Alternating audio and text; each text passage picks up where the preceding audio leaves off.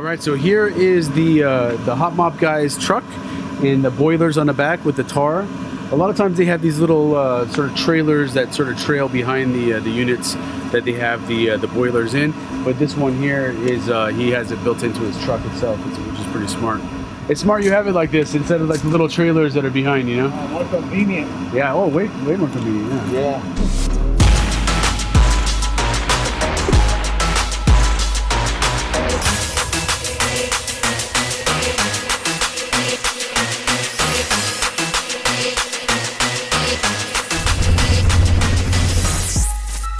Hey everyone, William John Raitt back with another episode of Design and Invest. This is a ride-along episode.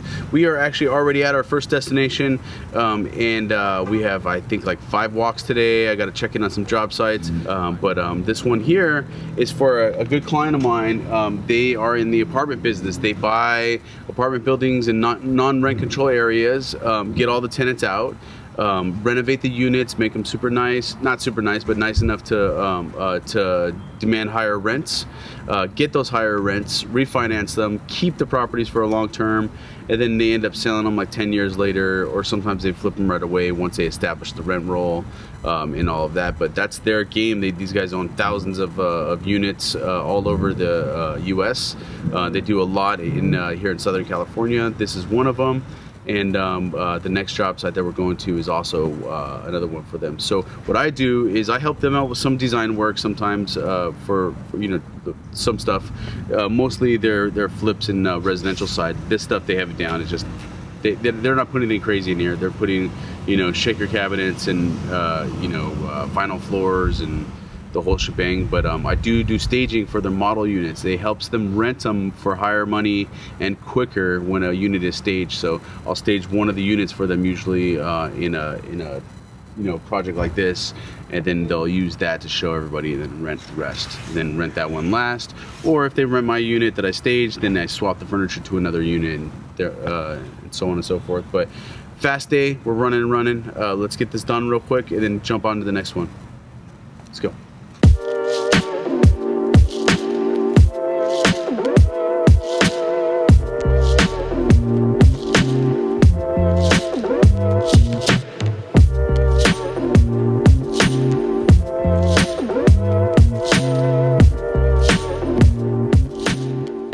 So we are at the next property right now. We are in Inglewood, around the corner from the stadium. Actually, this is a good location that's coming up. A lot of my developer clients are working in this area. This particular one is the same owner as the last apartment complex that we went to. They just want to stage one of the units, likely this front unit right behind us, and those will help solicit rent and get things sort of queued up for all the other units. And they'll get top dollar for these, and then pretty good business. One that I want to get into down the line too. But we got a really busy day. We're gonna jam inside, check it out, and then head off to the next one. Next stop, Beverly Hills.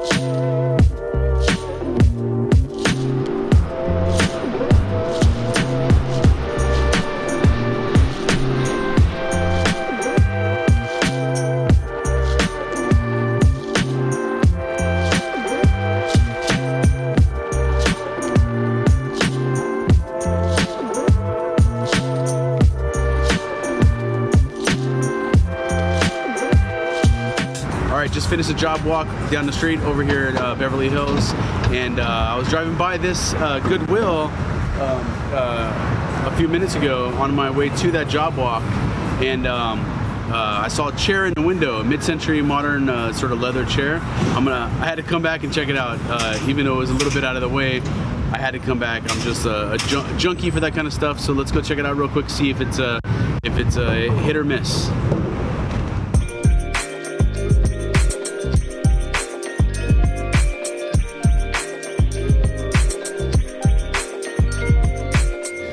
All right, I just finished over here at the thrift store.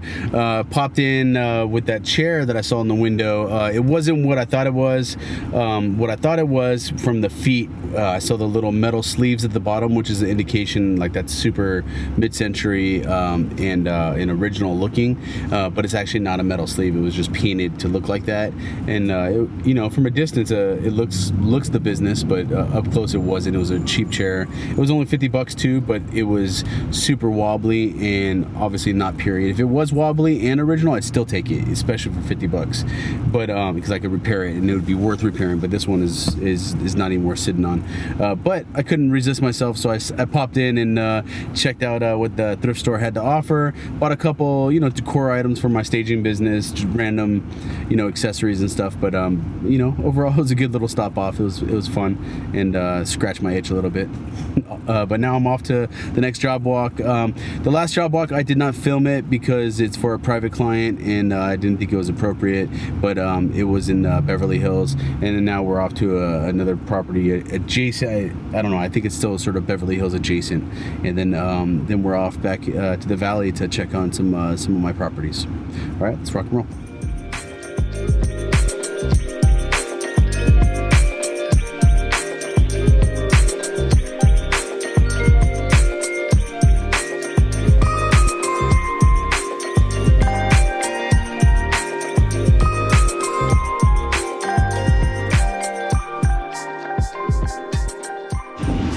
Okay, we just left another job walk for staging. My team had already walked this job several months ago. Apparently they've just been held up on being able to finish it and get to the point of staging. They're still a couple weeks out on being ready for staging, but it was interesting to walk a job that my team had already walked and just sort of check in with it. The homeowner is an older lady. Her brother had passed away. It was his condo. She's sort of cleaning up his affairs and stuff and getting the property ready for sale, etc., etc.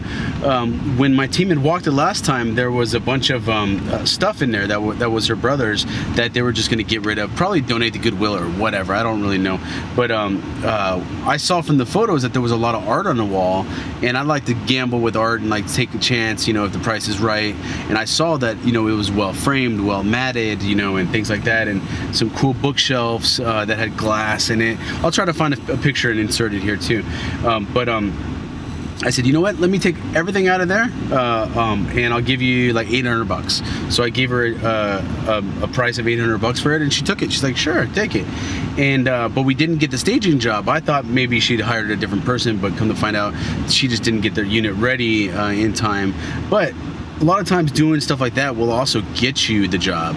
So you could either apply an $800 discount towards the job and get some free furniture, or, you know, to include it and sort of tie it to the job. Sometimes it's worth it because they don't want the headache of removing the crap that's in the house and other stuff, and they just kind of like, oh yeah, and it gives them kind of puts you out of the sort of same pocket of other stagers that they're shopping. This lady was shopping. I think she saw 4 or 5 other stagers or whatever, and you know, she has a lot of time on her hands, so she's able to take those walks.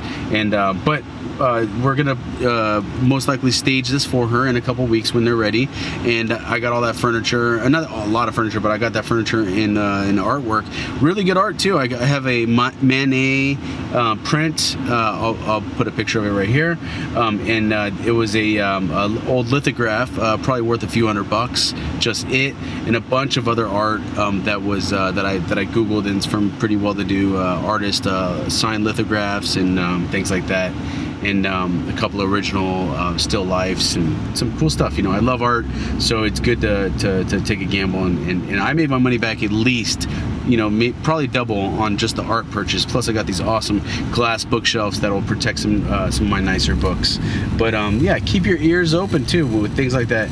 You can find some gold when you're out there. Just because you're out there looking for to give a staging bid doesn't mean that you're only giving a staging bid, or whatever it is that you're doing. Spark up conversation about other stuff. You'd be surprised. My you know, most successful deals have come from just sparking up conversations with people about random stuff that has nothing to do with with the task at hand. But keep trucking, guys. We're off to the next property, and we're gonna check on the Edwin property.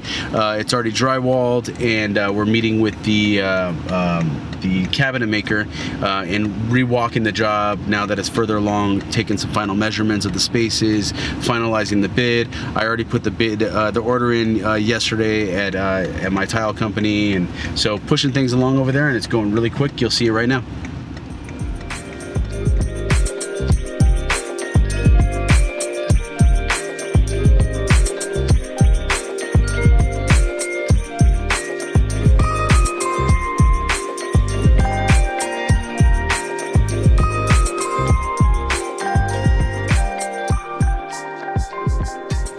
We are here at the Edwin property now. As you see, the drywall has been finished, and now the taping, they still need to sand and get everything ready. There's still a little bit more mudding to do, but these drywallers are real pros, and they shimmed everything ahead of time. When you shim, basically what that means is that they drop a laser from one end to another, and on like the studs and walls, because no walls are going to be perfect. So when you lay the drywall, it's going to go with the contours of wherever the framing is and the beams, and like if you see it, I mean, it's going to look all wavy. So what they do is they shim it. They'll drop a laser, and wherever the laser sort of gaps, they want the laser to basically kiss the line the whole way down. And then so they shim it, so when they lay the drywall, it's smooth and it's straight as an arrow. And they did that here, it came out great. As you see, my sort of soffit here come to life. It looks really good now, and we already have it wired up, so on the inside of this groove, it's gonna be lit. So it just gives this ambient lighting that sort of diffuses over. And then right here in the center of the space, we're gonna drop a nice chandelier, and this will be the dining. Over here, the formal living room, with fireplace. We raised the floors over here so that way they're at now a good level. Yeah. And then this room was built. We built this wall here because it was a really big living room. I mean, we could have left it and put a piano in the side or whatever, but I thought that by putting this room and making it an office was a big value add to this property. We did the same thing over at the Clemens property. It's a very similar layout to this as well. It worked out great right here. We dropped this down to about 67 inches or so, which is just lower than the size of a normal slab door. And what we're gonna do is use normal slab doors, so we don't have to custom order the doors. We're gonna do barn doors on tracks like this. And I'll drop in a picture of what we did, same exact thing over at the Clemens property, so you can check it out. Came out beautiful. And yeah, here's the office. And underneath the stairs there in the front closet sort of section is where we're going to put all of the smart home equipment. We pre-wired it with a 4-gang receptacle box so he has enough juice for all the equipment needed. And it's also a good place to put it too. So if anybody ever breaks in your house, they're like, well, here, how do I disarm this house and unhook all the cameras, and where's the brain of the house? The brain is like hidden under the stairs, kind of in off of the office. So it's not going to be an easy place to find.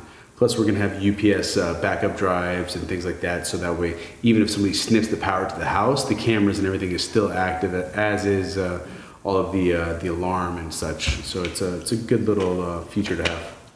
We're still waiting for our cabinet guy to come right now. He texted and said he's a few minutes late. So let's just look around in the meantime, check it out before he gets here.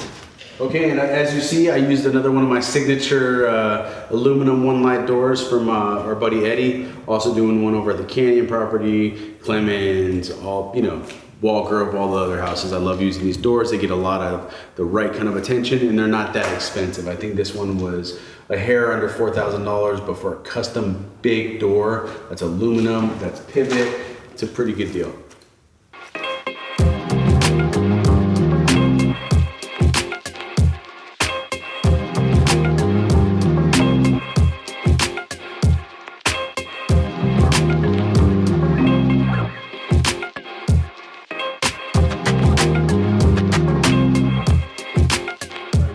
One of the master bathrooms right now upstairs, and the hot moppers are at work doing their thing. Let me walk you through this real quick. So they put down the paper first, and then they put tar on top, and then they waterproof this entire space, and then they fill it up with water afterwards, and get an inspection on it to make sure that it holds. There's no seeping through any cracks or anything like that. That's one of the inspections that's going to come up next, as well as the lath for the shower surround. So we're going to have the concrete guys come and put the lath in place, build out any niches that we're going to be building, and basically that's our last inspection until final. And then at the end is when we bring the inspectors back to finalize all the permits. So only one more inspection left before we can just go gangbusters and have everything assembled. And so this is the home stretch. We're down the home stretch now.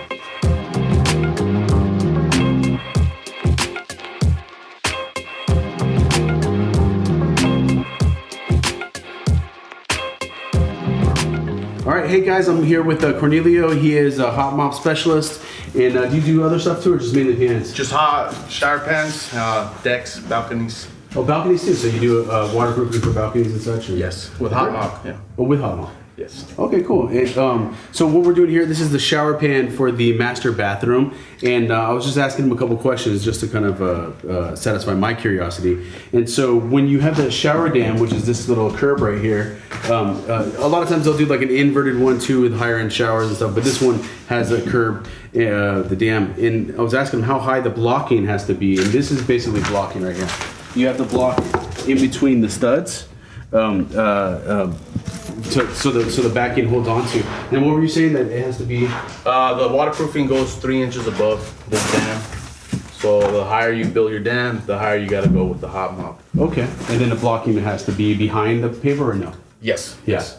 It's always recommended to go higher. That way, when we are done, the tile guy actually has something to nail onto, and he doesn't go below onto the waterproofing. Yeah, that makes a lot of sense. Compromising it. So. And so when you put your staples in here, I see that you use staples to adhere it. Right. Is that gonna intrude in having those holes for the staples? Is that no, because we do 2 more layers on top of it of hot mop. So right now I'm prefabricating the papers. Yeah. To mold it to the showers, and then after that it'll just be layer after layer of tar and felt paper in between. Okay. So. And how'd you get in this business? My father. Your father? He did the same thing? Yeah. So you probably work with a lot of contractors and a lot of developers and people like that. 15 years now. 15 years. Yeah. You gotta talk, bro. I'm sure there's a lot of synergies between you and I. Yeah, definitely. That's cool, bro. And so after this, and you put the tar on. You say you put 2 layers of tar? It's 4 layers. 4 layers of tar. Yeah. How long do you have to wait in between layers? They go it dries right after. As soon as the application goes in between each layer, it dries pretty quick. Okay. It'll still be soft to the touch. Yeah. But it's dry. So Got it. For the next one. And so in the next level is the tile guys come and do their prep work. They'll do hardy backer or concrete. Concrete is it's best, and they float it on top of the tar. And then, but even before that, you have to get an inspection on the hot mop from the inspectors. And so, why do they require water? Just to check to make sure there's no seeps and. Yeah, there's no leaks. Sometimes if it's bad workmanship from the hot mopper, it'll leak out towards the outside. Yeah. And sometimes drains fail also, so that's why we plug it up and fill it up. And if it's a faulty drain, you'll see water seeping from underneath drywall, or if it's exposed underneath, so you get to see both. So at the same time, not only is waterproofing tested, but the drain as well. So let me ask you a question. Are there things that you do to ensure that you're not coming back and looking bad and things like that? Like if you come out to a job, you can tell right away if something doesn't look right. Or yeah, well, we inspect out. Everything. The first thing is we inspect the blocking, that everything is acceptable for our work, and then the drain has to be inspected. So if it's sometimes some contractors, they're not aware, their plumber put the incorrect one. So when I show up, it's not one acceptable for hot mopping. Yeah. So we inspect that as well and make sure. Is it based on like height and stuff too? Like you. No, it's there's hundreds of drains out there. Yeah. But the one that we use for hot mopping is a sandwich. So there's got to be 2 two flanges. Okay. A bottom one, the one that Yeah. goes to the pipe, and then the top flange, the one that sandwiches in the hot mop. So Interesting. Okay. so that's the way to inspect that one. You have a card? I'd love to see contact. Sure, Right? I I do. got your info too, but is that your cell phone? Yeah. Okay, I'm just gonna text you. Okay. All right, cool. It was Sounds great good. meeting you, man. Thank you so much. Same here, man. Yeah. Take it easy.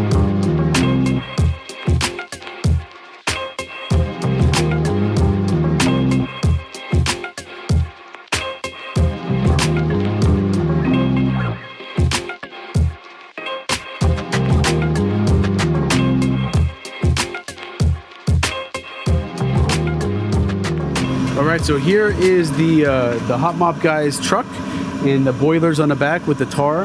A lot of times they have these little sort of trailers that sort of trail behind the units that they have the boilers in. But this one here is he has it built into his truck itself, which is pretty smart. It's smart you have it like this instead of like the little trailers that are behind, you know? More convenient. Yeah. Oh, way more convenient. Yeah. Yeah. That's cool. And you have it right up in the pocket.